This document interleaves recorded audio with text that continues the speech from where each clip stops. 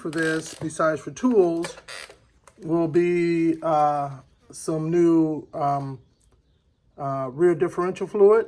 Manual says 75-140. So that's what I have. The API GL-5 is what it requires. So I have 2 quarts of this. Gasket making sealant for the when it was time to put the rear differential cover back on. All right, this right here one is oil resistant. That's why I'm going with this one. And also one last thing too that the manual calls for the 2008 1500 is limited slip differential fluid. So I picked up additive. It only requires, I believe, like 118 milliliters, something along that, but they didn't have any smaller bottles, so I picked this up. To make your job easier, stop by Napa and just get everything you need from Napa. That way you know you have the correct stuff. Now this is what my manual says for my 2008. Your manual may call for something different, so go off of your own manual, not off of what I have here. All right, so let's go ahead and get this. We got our drain pan underneath, and we're going to go ahead and remove the bolts on here.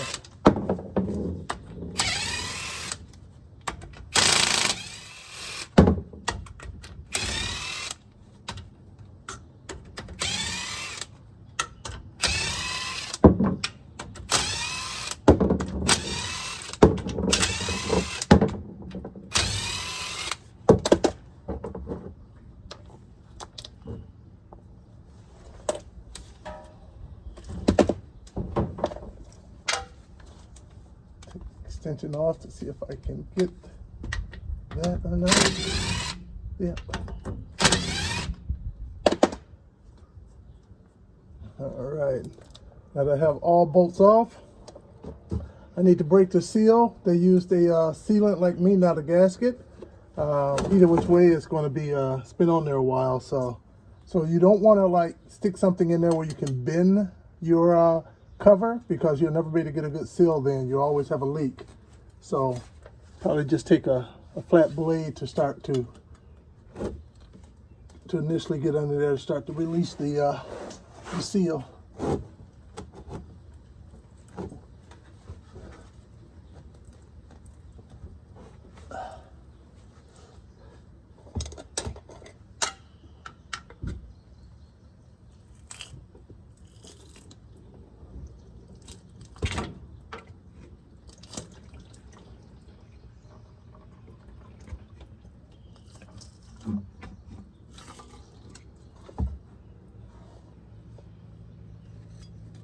Right. So yes, you saw that I did it from the bottom first because you want to let the fluid come out.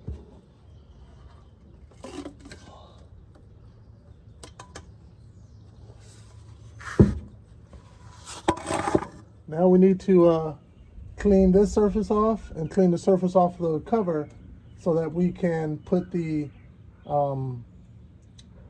cover back on and then fill it with fluid. So for that,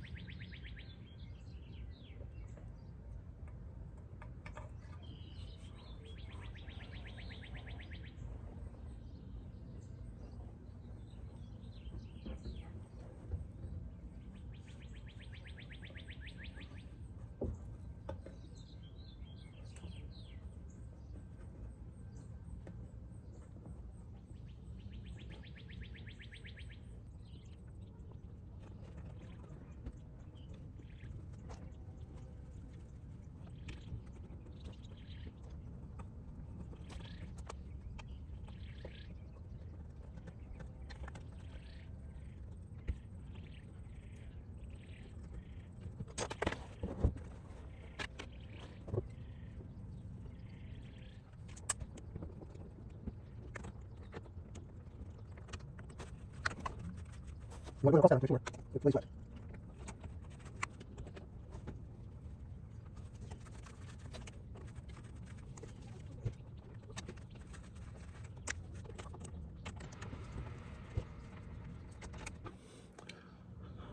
All right, so now we're going to let this sit for 1 hour, and then we're going to come back and we're going to torque these down to spec.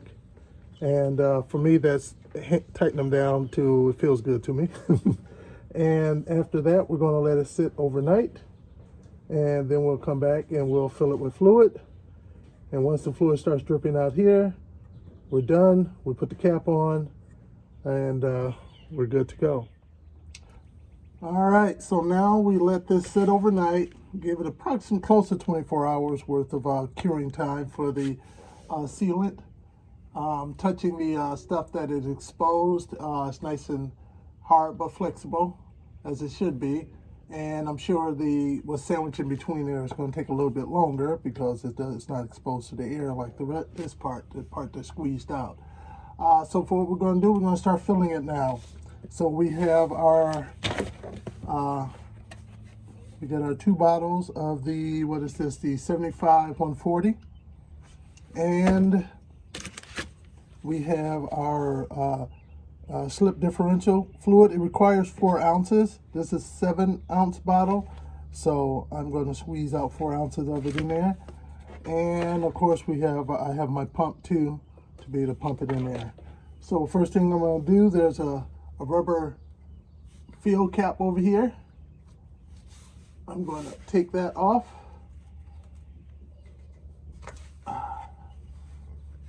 There we go. And I'm going to first take this and squeeze approximately 4 ounces in there.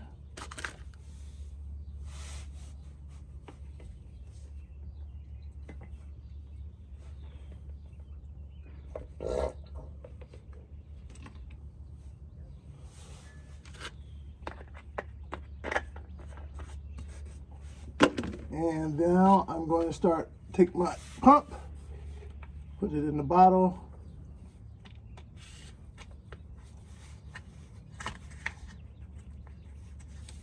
and stick the tube in there and start the fill process.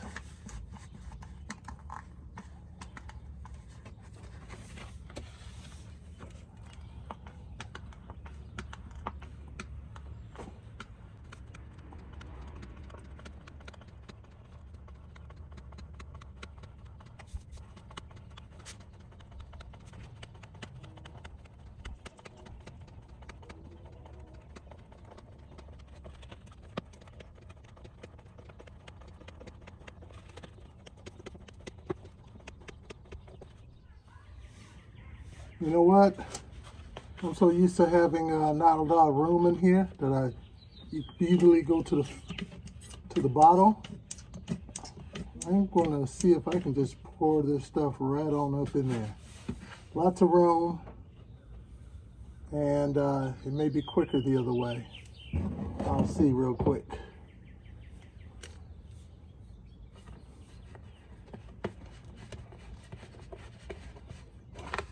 Cut the tip off, and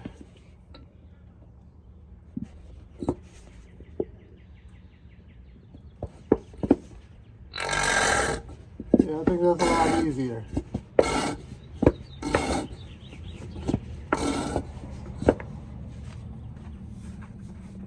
I'll take that same cap.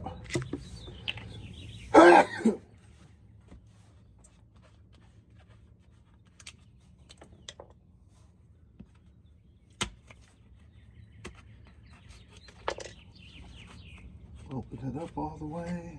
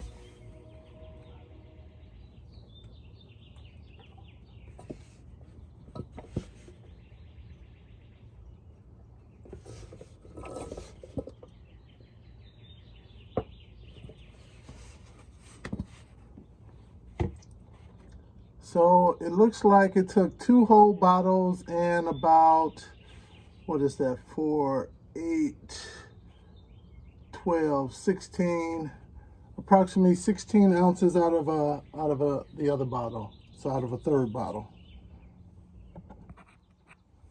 All right, now at that point, we can get our fill plug and we'll put it back in.